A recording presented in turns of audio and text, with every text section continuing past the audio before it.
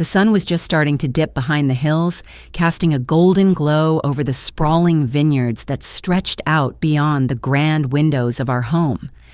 I stood in the hallway, my fingers brushing against the cold, polished wood of the old family portrait that had hung there for decades. It was a picture of Jackson and me taken when he was still small enough to fit in my arms, smiling so brightly that it almost seemed like we could conquer the world. I could still see the joy in his eyes, that unshakable trust he had in me, the mother who'd given everything for him. But now, those eyes were a stranger's, distant and clouded over, just like the man he had become. Evelyn Carson. That's who I was. Who I am, even now, though sometimes I'm not so sure anymore.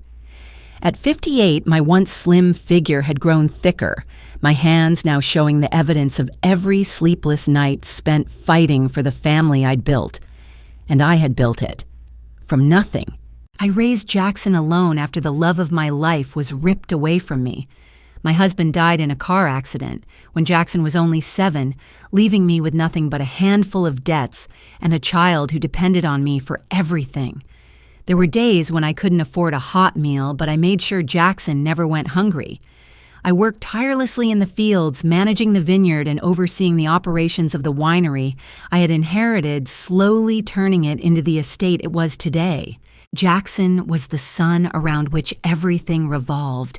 He was my world. I fought tooth and nail for him every day, every hour.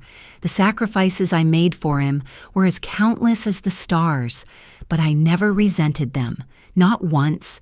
I loved him with a fierceness that came from knowing that he was all I had left.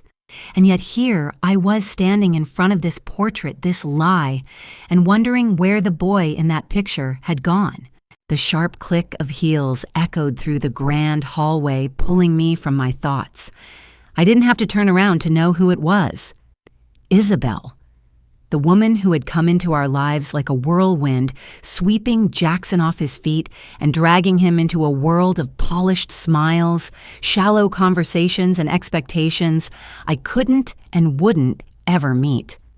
She walked past me, a flick of her hair, her eyes scanning the room like she was already considering how to update it.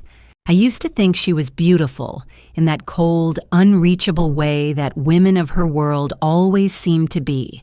Now I saw her for what she really was, a predator, a snake in the grass, slowly coiling itself around my son, whispering sweet promises in his ear while tightening its grip. Mom Jackson called from the living room, his voice warm, familiar the way it used to be when he'd call me in for dinner after a long day in the fields. But even that was different now. Everything felt distant, hollow. I turned toward the sound of his voice, but it was like looking at a ghost of the man I raised. I smiled weakly. "Hey, sweetie, dinner's almost ready." He didn't even look at me, just nodded absent-mindedly. His gaze locked on Isabelle as she sat next to him on the couch, whispering something in his ear. A pang of something sharp twisted in my chest, but I brushed it aside. Don't let her win, I told myself. Don't let her make you doubt your worth. I walked to the kitchen, my hands shaking as I prepared the meal that had once been the centerpiece of so many of our family gatherings. Beef stew, my specialty, a recipe passed down through the generations. It wasn't fancy, but it was warm, comforting. It was home. I placed the pot on the stove, watching the steam rise, feeling the warmth spread through the kitchen, just the way I had always tried to make Jackson feel safe, protected, loved. But in the back of my mind, I couldn't shake the words from that phone call earlier. The one from David Moore, my lawyer. "Evelyn, I'm sorry to inform you, but Jackson's requested the transfer of the estate's ownership. He's asked that everything be put in his name." My blood went cold. My hands had frozen on the phone as the words echoed in my head. Jackson, my son. The one I had sacrificed everything for. The one who had promised me time and time again that he would never abandon me like his father had. That night, I lay in bed, staring at the ceiling, feeling the weight of the decision that was being forced upon me, the weight of betrayal. Isabelle, with her perfect smile and her smooth, practiced words, had turned my son against me. I didn't know exactly how, but I knew she was behind this. She'd convinced him that it was time for me to step aside, that I was too old, too outdated to run the estate anymore. She had him believing that I was holding him back, that I was an obstacle to his future. I didn't sleep that night. The old house seemed colder than usual, and I couldn't help but wonder how long it would be before this place, my place, was no longer mine. My hands clenched into fists as I heard Jackson's voice, distant, almost unrecognizable, calling her name from the next room. I swallowed the lump in my throat, trying not to let the tears spill over. I refused to cry. I had cried enough in my life. The next day, the cracks in our family became more visible. As I served lunch, Isabelle made a show of complimenting me on my cooking, her voice dripping with condescension. Such a rustic touch, she remarked, pushing the stew aside. You know, Jackson and I were thinking, maybe you could hire a private chef. You deserve a little luxury. Her words were wrapped in sweetness, but they cut through me like a knife.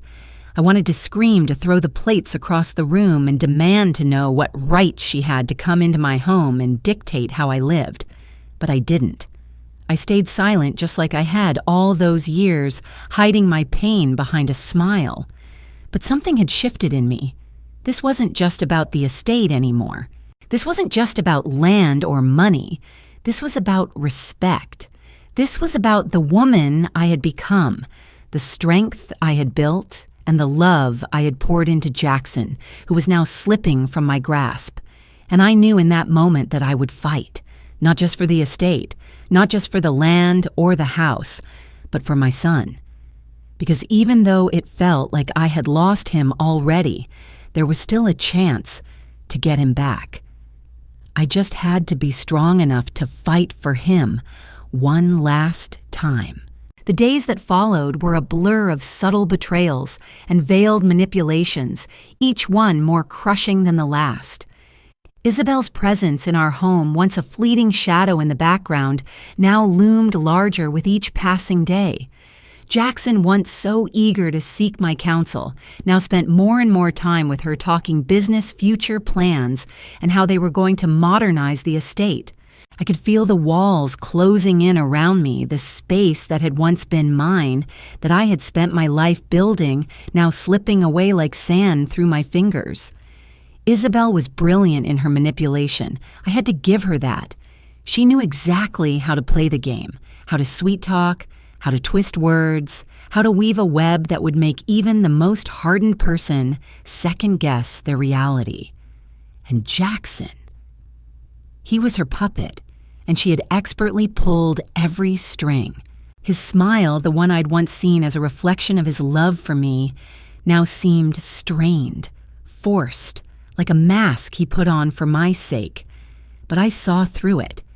He didn't realize it yet, but Isabelle had already planted the seeds of doubt in his mind. I watched her with growing unease, noticing the way her eyes would gleam with satisfaction whenever she thought no one was looking. Her cold, calculating nature seeped into every conversation, every interaction with me. I would watch as she threw her condescending glances my way, as she subtly dismissed my old-fashioned values and the way I managed things. I had built this estate from nothing, pouring every ounce of my energy into making it what it was today. Yet to Isabelle, it was just another relic of the past that needed to be rebranded.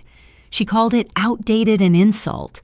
I couldn't ignore, not just because it was my work, my life's effort, but because it was clear she didn't respect any part of me. One evening, after a long day of managing the vineyard, I came home to find them in the living room, Jackson sitting on the couch, with Isabelle by his side. She was holding a tablet, showing him something on the screen, no doubt another business opportunity for the estate. I stood in the doorway for a moment, watching them. Jackson was nodding, listening intently the way he used to listen to me when I taught him how to balance the books or fix a broken faucet. But now he wasn't looking at me. His gaze was fixed entirely on Isabelle.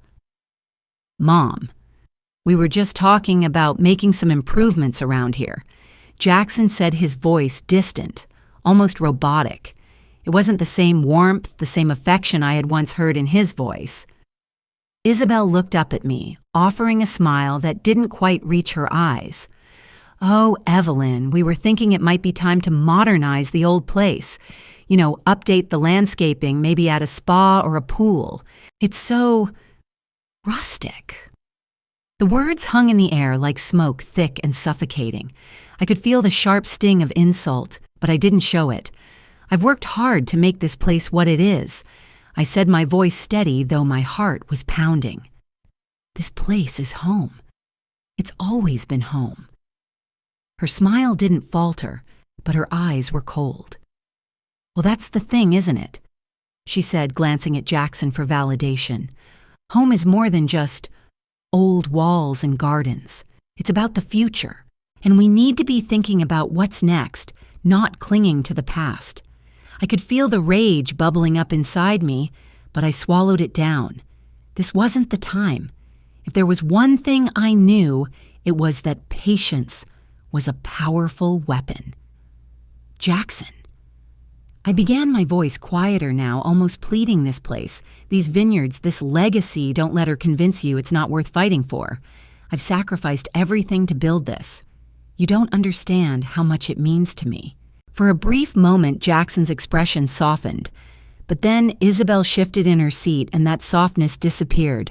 "Mom, I know you've done a lot, but Isabelle's right," he said, his words cutting through the air. "Maybe it's time to let go.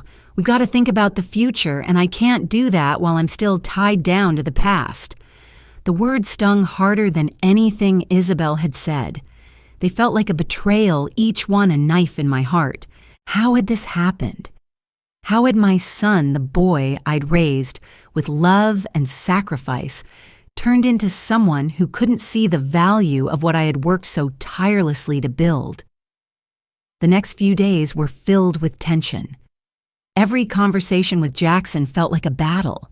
He was becoming more distant, more absorbed in Isabelle's world, and less like the son I had raised.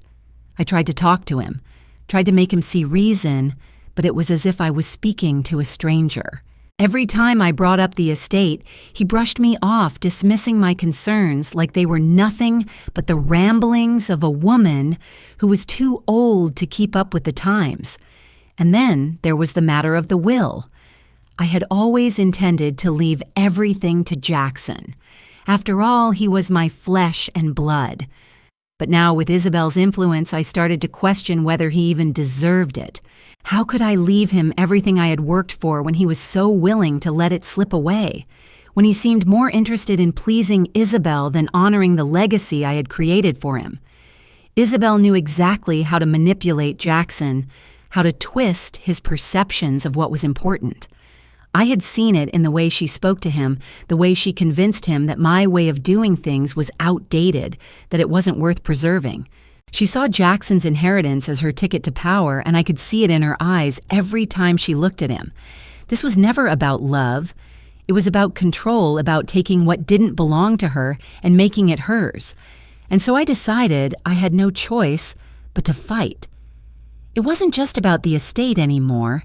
It was about my son, the son I raised who was slipping through my fingers. I had to save him from her, even if it meant losing him in the process. I wasn't going to let Isabelle take everything I had built, and I wasn't going to let her destroy the one person who had ever mattered to me. I called David Moore my lawyer, the one person I knew I could trust. I couldn't just sit back and watch my life's work fall into the hands of someone who didn't understand its worth. It's time I said, my voice firm for the first time in weeks. I'm not letting her take him. I'll do whatever it takes to make sure Jackson doesn't lose sight of what matters. David was silent for a moment. "Are you sure about this? It won't be easy." "This is going to be a fight, Evelyn." "I've fought my whole life," I replied, "and I'm not done yet." And with that, the battle began. I would fight for my son, for the family I built, and for everything I had worked so hard to protect. Because in the end, that's what really mattered. The days leading up to the confrontation felt like I was walking a razor's edge, with every step threatening to push me over into the unknown. Isabelle had become more audacious, more confident in her manipulation of Jackson. Every time they were together, I could see the distance between us growing wider. Jackson's demeanor had shifted from that once loving son to a man I hardly recognized. He wasn't the boy who would come running to me when he had a scraped knee, or the young man who had asked for advice on his first job. No, this was someone else. A shadow of the man I had sacrificed my everything for. That afternoon, when Jackson told me that he and Isabelle were considering selling a portion of the estate to fund what they called a rebranding, something inside me snapped. The idea that my son, the child who had grown up in the very house I had built with my sweat and tears, would even consider parting with it, let alone with her, made my blood run cold. Isabelle's fingers had been slowly and methodically working their way into every aspect of Jackson's life, and now they were on the very thing that had been my lifeline, my legacy. I had kept silent for too long, but I could remain passive no more. I couldn't let Isabelle have my son not like this. I couldn't let her distort his mind, distort everything he had once believed about what was right. I knew it wasn't just about the estate. It was about saving him from her, from the cold, calculating woman she truly was. It was about getting Jackson back, not as a financial pawn in Isabelle's scheme, but as the man he was meant to be, standing on his own 2 feet, not bowing to her every whim. I made the call to David Moore that evening as the weight of what I was about to do settled heavily in my chest. There was no turning back now. "David, I need you to prepare the paperwork. I want to stop the transfer. I want to stop this madness before it goes too far." David had always been a professional, but even through the phone, I could hear his hesitation. "Evelyn, are you sure you want to move forward with this? You've been on the edge of this decision for weeks. It'll get ugly. Jackson, he won't understand what you're doing, and Isabelle, she'll fight dirty." I didn't need his warning. I had already thought of that. I had no choice but to go through with it. "Yes," I said, my voice resolute. "I can't stand by and watch everything I've worked for slip away. Not like this. Not to her." David paused. "All right, I'll begin drafting the petition for the court, but we'll need concrete evidence of manipulation. If this is going to work, we'll need something irrefutable." Concrete evidence. The thought of gathering it made my stomach turn, but I knew it had to be done. I had to gather the tools to expose Isabelle's manipulation for what it truly was. Over the next week, I meticulously documented everything: the phone calls, the text messages, the whispered conversations I overheard. Isabelle thought she was being clever, but I was watching carefully, quietly, like a predator, biding its time. I even began recording conversations. The first one I managed to capture was when Isabelle was talking to her mother, Susan. The conversation was held in the garden, unaware that I was standing just inside the door, hidden by the shadows. "Jackson's too attached to that old house," Isabelle was saying, her voice dripping with disdain. "I've told him 1,000 times. If he ever wants to move forward, he'll need to cut the ties. We'll sell it, modernize it. A few adjustments here and there, and it'll be worth more than we could ever imagine. Plus, the vineyard's value is through the roof now. We can turn it into a luxury resort, get the land rezoned. The possibilities are endless." Susan's voice was softer, almost pensive. "But is he ready for that? He's still so attached to her. You know how much his mother loves this place. She won't let go easily." "Doesn't matter," Isabelle replied. "The sooner we take control, the better. He'll realize it eventually. Jackson is so blind it's embarrassing. I just need him to see how much better he can have it, how much more we can do with what's ours." That moment was a revelation. It was everything I had suspected, but hearing Isabelle's words so clearly confirmed my worst fears. She didn't love Jackson. She didn't care about him.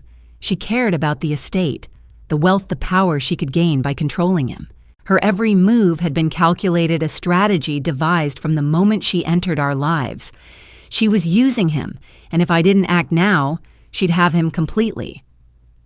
The second piece of evidence came a few days later, when I overheard a conversation between Jackson and Isabelle in the living room.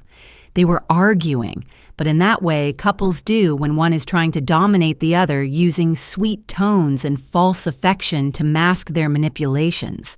"Jackson, you're too attached to your mother," Isabelle was saying, her voice honey sweet but laced with venom. "She's holding you back. This whole family's legacy is just a bunch of old memories. You need to move forward. And the estate, it's just a burden. We could do so much more with the money, so much more with our future." "I'm not going to sell her out," Isabelle Jackson replied, his tone hesitant. "She's worked so hard for all of this. It's everything to her." Isabelle's laugh was sharp, cutting through the air. "She's holding you hostage, Jackson. She's turning you into a prisoner of the past. What about us? What about our future?" It was in that moment, listening to her manipulate him so effortlessly, that I knew. I had to confront Jackson. I had to make him see the truth. And if that meant exposing everything, his betrayal, her deception, then that's what I'd do. The next evening after dinner, I called Jackson into the study. The tension between us had been growing for weeks, but this time it felt different. This time, it felt like I was standing at the edge of a cliff, ready to take the plunge no matter what the cost. Jackson sat across from me, looking uncomfortable, like a man trapped between two worlds. Isabelle's world and mine. Jackson. I began, my voice trembling only slightly. "I need you to understand something. This estate, this legacy isn't just land and money to me. It's everything. It's my life's work. And I'm not going to let anyone tear it down, especially not her." His eyes flickered for a moment, but he quickly masked the expression. "Mom, I don't know what you're talking about. Isabelle's just helping me plan for the future. We're thinking about how to make things better." "No, Jackson," I said, my voice rising. "It's more than that. I have evidence. I've been documenting it all. The way she's been twisting your thoughts, making you believe that your mother, your own mother, is holding you back." I reached into my desk drawer and pulled out the documents David had prepared. The text messages, the transcripts of the conversations, the recordings I had gathered. I placed them in front of him, watching his face as he flipped through the pages. His hands began to tremble as he read, his eyes widening with each new piece of evidence. "This isn't just about business, Jackson. She's using you. She's using us. I've sacrificed everything for you for this estate. I never asked for anything in return, but you're going to let her take it from me. From us." He dropped the papers onto the table, his face pale, his eyes searching for answers. "Mom, I didn't know. I didn't realize. I've spent my whole life protecting you, Jackson, and now I have to protect you from her. She's not the woman you think she is. She's using you for your inheritance, for your future. And if you don't open your eyes, you'll lose everything." For the first time in months, I saw a flicker of the son I had raised. The strong, intelligent man who had once trusted me above all others. He looked at me, his gaze full of confusion, guilt, and a deep, painful realization. "Mom, I don't know what to say," he whispered, his voice breaking. "You don't have to say anything," I said softly, my voice thick with emotion. Just know that I'm here. I'll always be here for you. But you have to make the right choice." And in that moment, as he sat there, the weight of everything hanging between us, I realized that I had done all I could. The rest was up to him. But I would fight until the very end for him, for the legacy we had built, and for the love that had once bound us together. The silence in the study that night was thick, almost suffocating, as Jackson sat there, his head bowed. I had said my piece. Now all I could do was wait. Wait for him to process everything to understand the depths of what had been happening right under his nose. He sat motionless, the weight of my words settling on him, his hands clenched tightly in his lap, as if he were bracing for impact. I knew he wasn't just processing the evidence in front of him, but the realization that everything he had believed, everything he had trusted was a lie. And the hardest truth of all, that the woman he had chosen to stand by, the one he thought he was building a future with, was the very person who had been driving a wedge between him and me.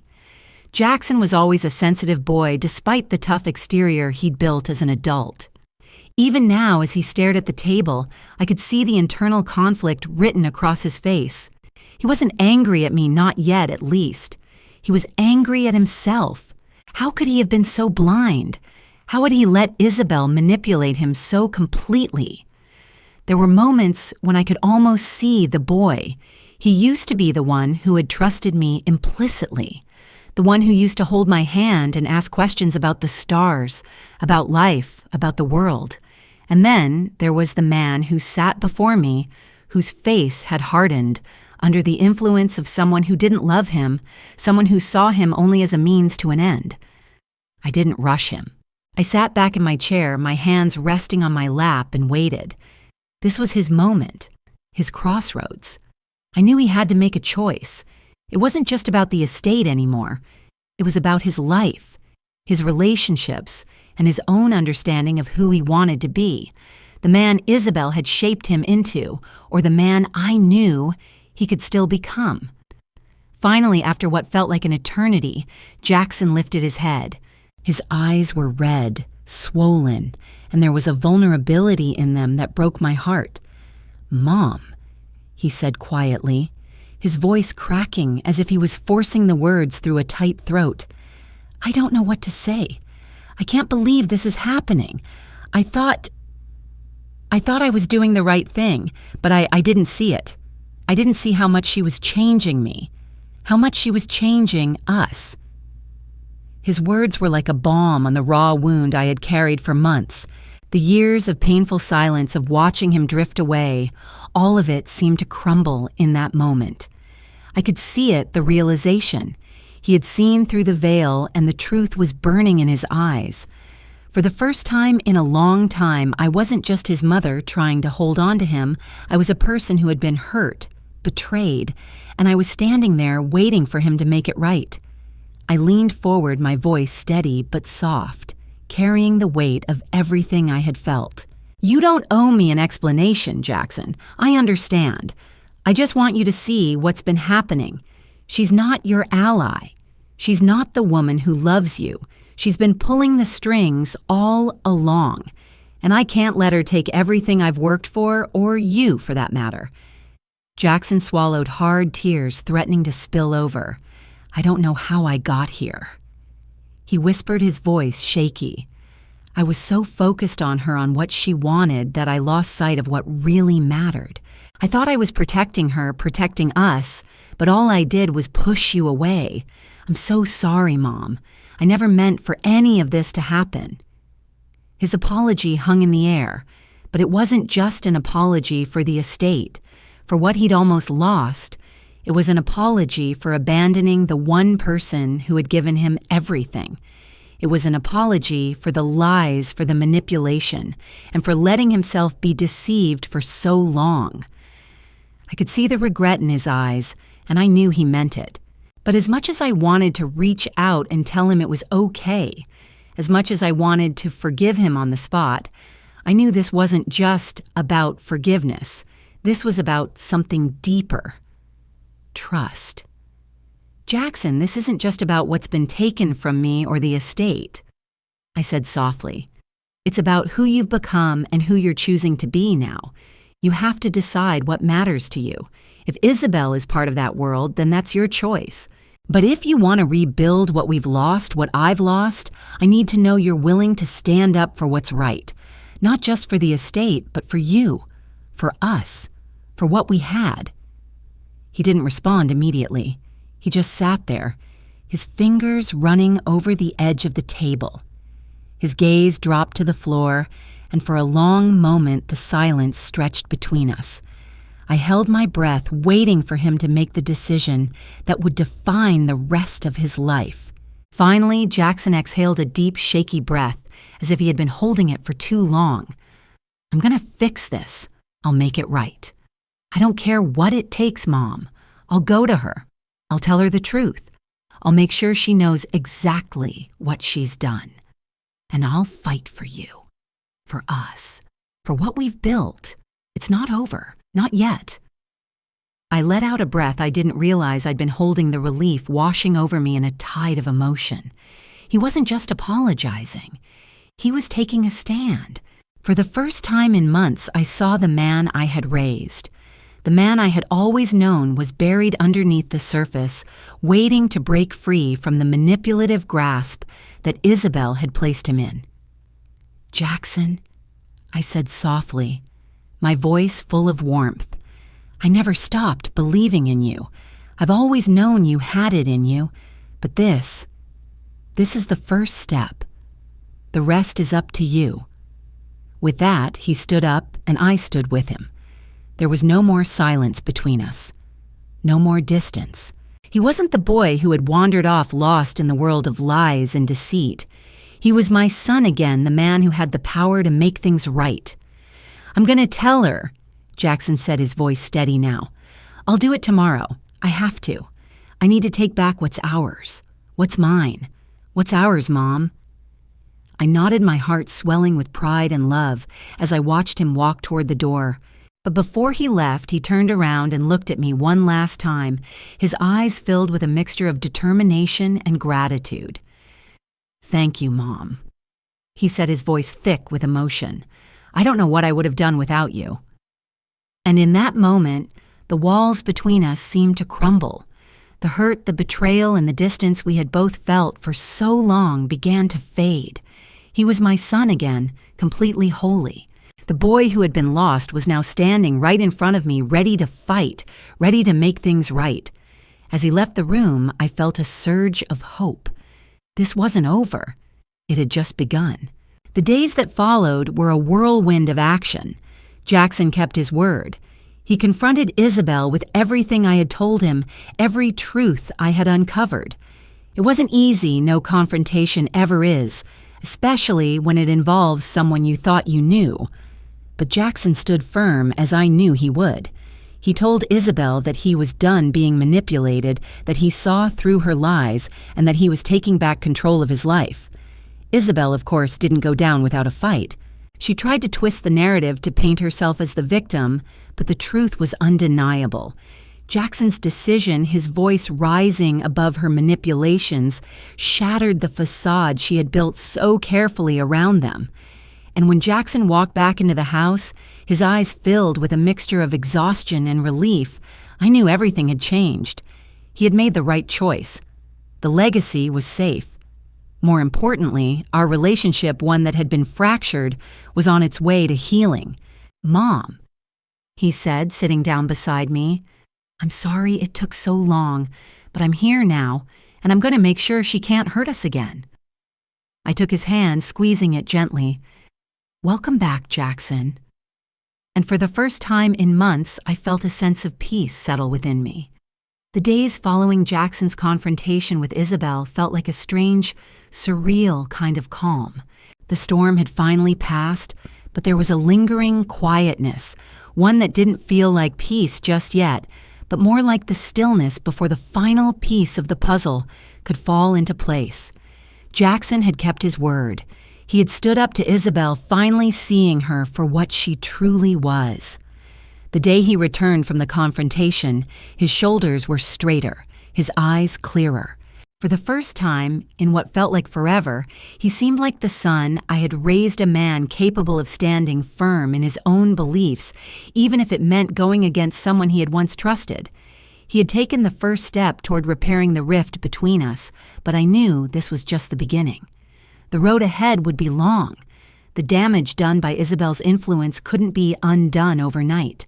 But I had hope now, something I hadn't dared to feel in months. Isabelle, as expected, didn't take kindly to being exposed.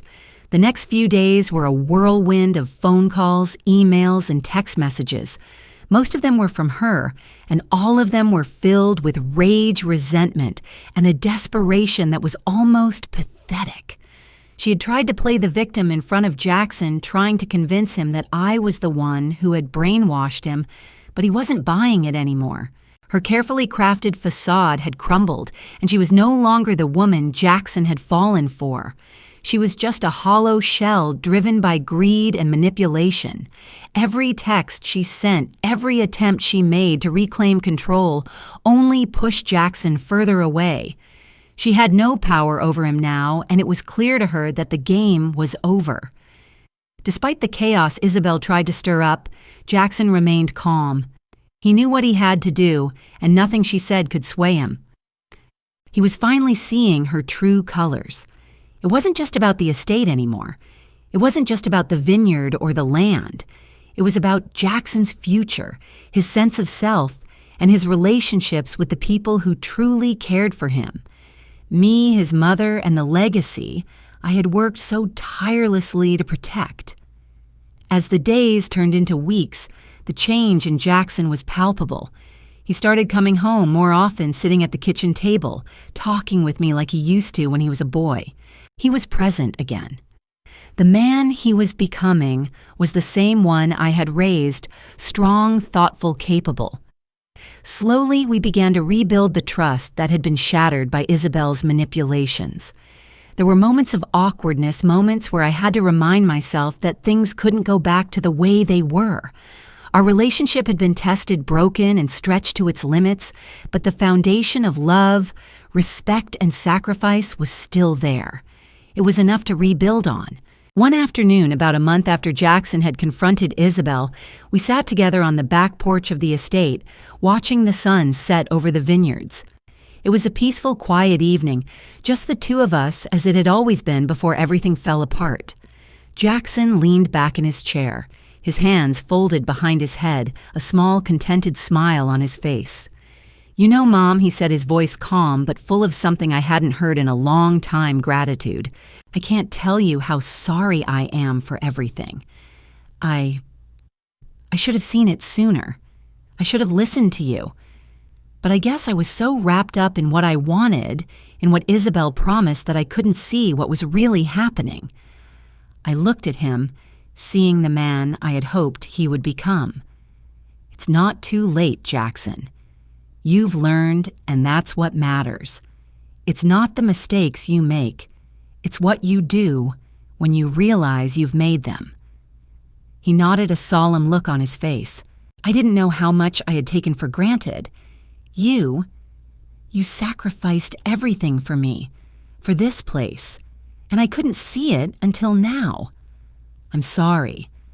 I'll make it up to you, I promise." "I don't need you to make it up to me," I said softly, "but I do need you to make sure you're making decisions for the right reasons from now on, for you, not for anyone else. Not because of pressure, not because of manipulation." "I will," he said, his voice filled with conviction.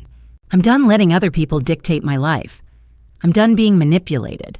I'm going to build something on my own, for me and for you." It was a promise that carried more weight than any words could describe. It wasn't just about the estate anymore. It wasn't just about what had happened with Isabelle. It was about the future, his future, our future, and the realization that family was the foundation of everything. That night, Jackson and I had dinner together, just the two of us, the way it used to be. We talked about everything and nothing. It was the kind of conversation we hadn't had in years, where the walls between us seemed to dissolve with each passing word. The hurt and anger that had once filled our house were replaced with warmth and understanding. It wasn't perfect yet. It would take time for everything to fully heal, but we were on our way. In the weeks that followed, Jackson continued to distance himself from Isabelle. He didn't make any dramatic announcements or confrontations. He simply stopped engaging with her. She sent him texts pleading with him to come back to reconsider, but he ignored them. He made his decision quietly with resolve. Isabelle, now seeing that she had lost her grip on Jackson, began to move out of the picture. It wasn't a clean break. She fought with everything she had trying to keep him in her web. But the truth had already been exposed, and no amount of manipulation could change that. Eventually, the divorce was finalized. Isabelle fought for her share of the estate for the assets she had hoped to claim, but the evidence of her deceit was too overwhelming. Jackson, standing firm in his resolve, refused to let her take what wasn't hers. The court ruled in his favor, and Isabelle was forced to walk away empty-handed. It was over, and I could finally breathe again. The news of the legal victory spread quickly, and with it came a renewed sense of pride for what I had fought for all these years. People who had once whispered behind my back, doubting my ability to hold the estate together, now saw the truth. I wasn't just a mother trying to protect her son. I was a woman who had built something from nothing, and who was willing to fight for what mattered most. As for Jackson, he continued to change. Slowly, the man who had once been so easily manipulated became someone who understood the value of hard work, of integrity, and most importantly, of family. He began to take on more responsibility at the estate, learning the ins and outs of the business. He wanted to be involved in everything, every decision, every direction the vineyard would take, and I let him.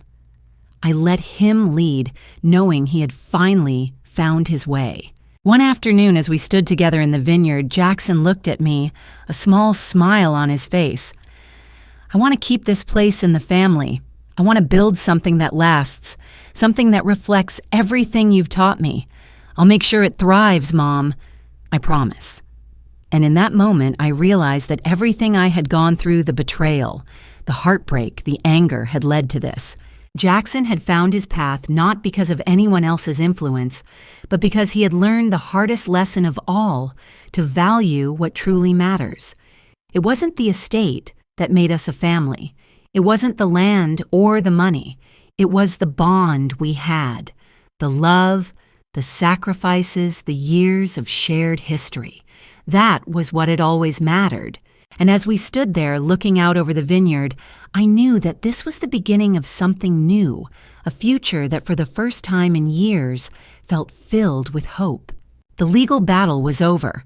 Isabelle was gone, but the lessons she had forced us to learn would stay with us forever. Jackson and I were closer than we had been in years, and I could finally rest easy, knowing that the legacy I had worked so hard for was in good hands. The estate, the vineyards, and everything that came with it were no longer just symbols of the past. They were the foundation for our future, a future we would build together with honesty, integrity, and most importantly, love. Life has a way of throwing obstacles in our path, testing our strength and resilience. At times we may feel lost or betrayed, as I did when my son Jackson became swept up in someone else's manipulative web. But through all the pain, I learned an invaluable lesson: never lose sight of who you are and what you've built. Whether it's your family, your career, or your personal integrity, these things are sacred and worth fighting for. You may encounter people who try to undermine your efforts, who push you aside to achieve their own goals, but trust in yourself. Stay grounded in your values, and when the time comes, speak up. I encourage you to take a moment today and reflect on what matters most to you. Have you been standing by quietly letting others dictate your future? Or have you been bold in standing up for your legacy and your worth? If you're facing a challenge, whether it's in a relationship or career, I urge you to face it head on. You deserve to live authentically, and your voice will be heard even when you feel it's impossible. If you're feeling lost, remember that sometimes it takes a difficult journey to see the truth and reclaim what's rightfully yours. Don't be afraid to start over if you need to. You are stronger than you think, and every challenge is an opportunity to grow and become more resilient. Never stop believing in yourself. To anyone who has faced a similar situation, or if you're currently dealing with a tough time, I would love to hear your story. How have you reclaimed your power in the face of adversity? Share your experiences, and let's support one another as we walk through life's toughest moments together. Thank you for taking the time to read my journey. Your stories, your struggles, and your strength are what inspire me to keep going, and I hope we can continue to uplift each other in the face of challenges. Stay strong and know that the best days are ahead.